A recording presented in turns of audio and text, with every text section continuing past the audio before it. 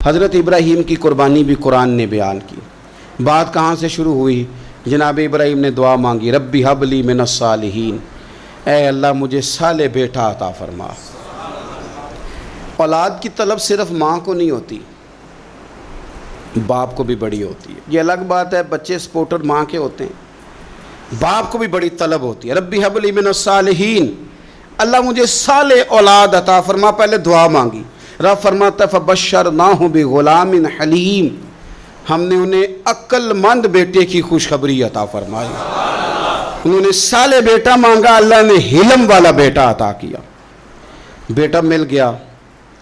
فلما بلغ معہ السعی، پھر جب بیٹا ان کے ساتھ کام کرنے کے قابل ہو گیا، بندہ رات کو تھکا ماندہ گھر آئے نا تو بیٹا تھوڑا سا بڑا ہو جائے تو اس کو چارپائی پہ لیٹا دیکھ کے ابا بڑا راضی ہوتا ہے۔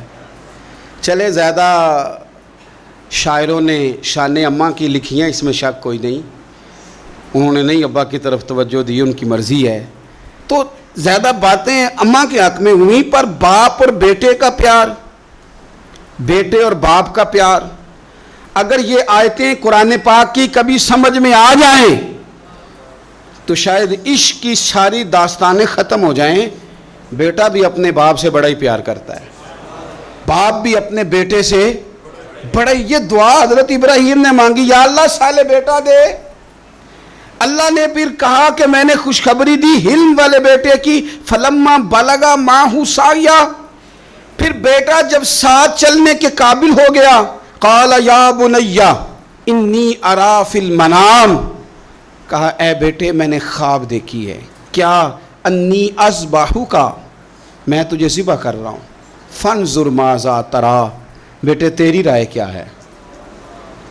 میں نے خواب دیکھ لی، میں ذبح کر رہا ہوں، تو اپنی رائے بتا۔ رائے اس لیے نہیں پوچھی کہ اگر وہ کہیں گے نہ ذبح کرو تو نہیں کریں گے، رائے اس لیے پوچھی ہے کہ لوگوں کو پتہ چلے کہ جس پتر کی تربیت حضرت ہاجرہ نے کی ہے اور جس کی رگوں میں حضرت ابراہیم خلیل کا خون ہے اور جس کی پیشانی میں نور محمدی چمکتا ہے صلی اللہ تعالی علیہ وسلم، ان کے خیالات کیا ہیں پتہ چلے۔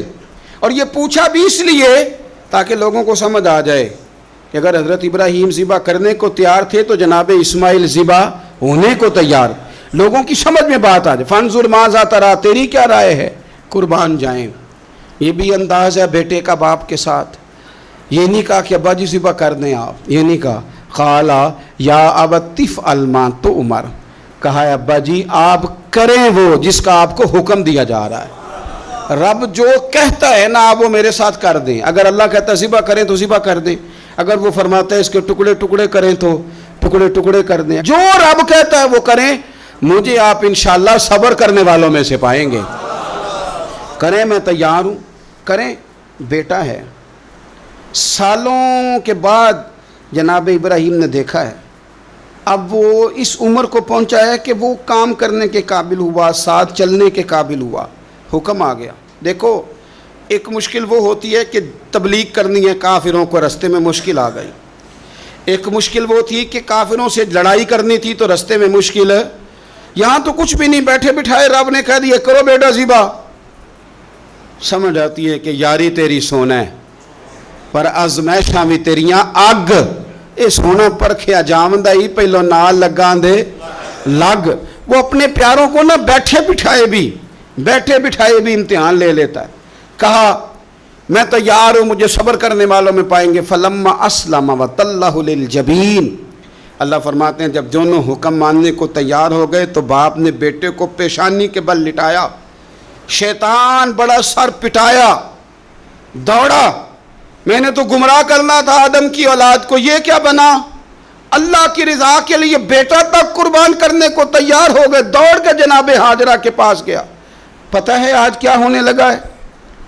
پتہ ہے جناب خلیل کہاں لے گئے ہیں جناب اسماعیل کو؟ کہنے لگی سیر و تفریح کے لیے گئے ہیں، یہی ہیں؟ کہنے لگے نہیں، وہ تو ذبح کر دیں گے۔ جناب ہاجرہ کہنے لگی کبھی باپ نے بھی بیٹے ذبح کیے؟ کہا ان کا گمان ہے کہ رب کا حکم آیا ہے۔ فرمانے لگی تم مردود شیطان ہے، اللہ کے نبی کا گمان نہیں ہوتا، رب کے نبی کو وحی آیا کرتی ہے۔ دوڑ جا ادھر سے، اگر میرے مالک نے میری گود کا پالا مانگا ہے تو ایک اسماعیل ہے، کاش میری گود میں ہزاروں ہوتے، میں ایک ایک کر کے سارے اپنے رب کے نام پہ قربان کر دے۔ دوڑ کے آیا جناب اسماعیل علیہ السلام، پتہ ہے آپ کے والد کہاں لے جا رہے ہیں؟ فرمایا یہیں سیر کے لیے۔ کہنے لگے نہیں، ان کو تو خواب آئی ہے، رب کا حکم آیا ہے، وہ تو ذبح کر دیں گے۔ تو فرمایا ٹھیک ہے، میرے والد ذبح کریں گے تو میں ذبح ہو جاؤں گا، آپ نے میری بات کو سمجھنا ہے۔ پھر حضرت ابراہیم کے رستے میں آیا، کہنے لگا اے ابراہیم، حضرت جبریل تو آئے ہی نہیں، آپ کو تو حکم حضرت جبریل کے ذریعے آتا ہے، آپ خواب دیکھ کے بیٹا ذبح کریں گے؟ روڑے اٹھائے، کنکر اٹھائے، زور سے مارے، وہ دوسری جگہ آ گیا، پھر کنکر مارے، پھر تیسری جگہ آ گیا، پھر کنکر مارے۔ کیا دنیا میں یہ بھی انداز بھی ہے کہ روڑے ماریں تو عبادت کا ثواب ملے؟ آپ میری بات کو سمجھنا یار، روڑے مارو، روڑے کون مارے؟ حاجی صاحب مارے، ایک دفعہ مارے، کہا نہیں 3 دفعہ مارو، 3 دن مارو، آؤ روڑے مارو۔ یا اللہ، روڑے مارنا بھی عبادت ہے؟ پتھر مارے، کنکر مارے، فرمایا مارو نا، تمہیں پتہ نہیں نا کہ وہ ذائقہ کتنا ہے جب میرے خلیل نے میری خاطر روڑے مارے تھے، میری خاطر روڑے مارنا بھی عبادت قرار دے دیا۔ صحابہ نے پوچھا یا رسول اللہ، یہ جو ہم کنکر مارتے ہیں جمرات کو، اس کا بھی ثواب ہے؟ فرمایا یہ تو تمہیں میزان عمل میں قیامت کے دن پتہ چلے گا نا اجر کتنا ہے، یہ تمہیں تب پتہ چلے گا۔ روڑے مارے حضرت ابراہیم خلیل نے، فلما اسلم وتلہ للجبین، دونوں تیار ہو گئے، باپ نے بیٹے کو پیشانی کے بل لٹایا۔ مفسرین کہتے ہیں خود کہا تھا جناب اسماعیل نے، ابا جی سیدھا لٹا کے ذبح نہ کرنا، ہو سکتا ہے چہرہ دیکھیں تو آپ سے چھری نہ چلائی جا سکے، آنکھوں پہ پٹی باندھ لو، مجھے الٹا کر کے لٹا لو اور میرے ہاتھ پیر باندھ لو۔ بیٹے وہ کیوں؟ کہا آپ والد ہی نہیں، پیغمبر بھی، پیغمبر بھی جد الانبیاء، ابو الانبیاء ابراہیم خلیل۔ ایسا نہ ہو کہ میں موت آتے وقت تڑپوں تو کچھ خون اڑے، تو میں اللہ کے نبی کی بے ادبی نہیں کرنا چاہتا، مجھے ذرا باندھ لے۔ باپ نے بیٹے کو باندھا، چھری پکڑ لی اور گردن پہ چلائی، فلما اسلم وتلہ للجبین۔ آپ کبھی مزہ تو لے ان آیتوں کا، دونوں تیار ہو گئے، باپ نے بیٹے کو گردن کے بل لٹا لیا، وَنَادَيْنَاهُ أَن يَا إِبْرَاهِيمُ، رب فرماتے ہیں ہم نے آواز دی اے ابراہیم۔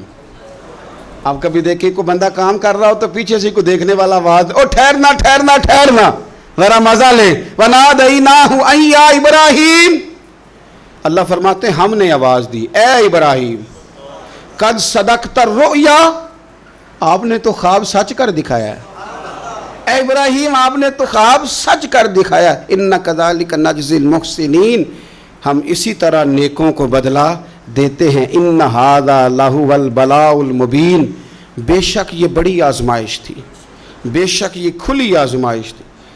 میں نے کہا تھا قرآن کی آیتوں کا بھی مزہ لیا کریں، یہ کھلی آزمائش تھی۔ جب آزمائش لینے والا کہتا ہے آزمائش کھلی تھی اور دینے والے نے سچ کر دکھائی، تو پھر حضرت ابراہیم کی شان دیکھی نا کتنی بلند ہے۔ لینے والا کہتا ہے آزمائش کھلی تھی، وَفَدَيْنَاهُ بِذِبْحٍ عَظِيمٍ، اور ہم نے انہیں بچا لیا فدیے میں عظیم ذبیحہ دے کر۔ اللہ نے نا پھر دمبا بھیجا جنت سے، حضرت ابراہیم نے چھری چلا دی تھی، روکی کوئی نہیں، چھری چلا دی، اور جب پوری طرح ذبح ہو گیا تو آنکھیں کھولی تو آپ نے دیکھا کہ نیچے دمبا ذبح ہوا پڑا ہے اور جناب اسماعیل دور کھڑے مسکرا رہے ہیں۔ تو حضرت ابراہیم کی زبان سے نکلا اللہ اکبر، اللہ اکبر۔ آپ کی بات سن کے جناب اسماعیل بھی پکارے اللہ اکبر، اللہ اکبر۔ یہ لفظ سنے تو حضرت جبریل بولے، کہنے لگے لا الہ الا اللہ واللہ اکبر۔ جب انہوں نے یہ کہا تو حضرت سیدنا ابراہیم پھر بولے، کہنے لگے اللہ اکبر وللہ الحمد۔ اللہ کو یہ لفظ بھی بڑے پیارے آئے، فرمایا پڑھو نا 9 ذی الحج کی فجر سے لے کر 13 تک پڑھو نا ذرا سارے، اللہ اکبر اللہ اکبر، لا الہ الا اللہ واللہ اکبر، اللہ اکبر وللہ الحمد۔ فرمایا یہ پڑھتے رہو۔ انہوں نے پڑھے تھے مل کے تو مجھے بڑے پیارے لگے۔ فرمایا ہم نے انہیں بچا لیا ایک فدیہ، عظیم فدیہ دے کے، وَتَرَكْنَا عَلَيْهِ فِي الْآخِرِينَ، اور ہم نے ان کے ذکر کو چھوڑا ہے آنے والوں کے لیے۔ کیا لفظ ہے قرآن کے، قربان ہونے کو دل کرتا ہے. یہ بات بیان کر کے پتہ کیا فرمایا؟ رب نے فرمایا، رب نے فرمایا، خدا خود میر مجلس بود، رب کریم نے فرمایا. کیا فرمایا؟ فرمایا سلام علی ابراہیم. قربان جائیں، سلام علی ابراہیم. کیا بات کہاں ختم ہو رہی ہے، کہاں پہنچ رہی؟ کیا انداز؟ سلام علی ابراہیم، سلام علی ابراہیم. فرمایا سلام ہو ابراہیم پر، سلام ہو ابراہیم پر، سلام ہو.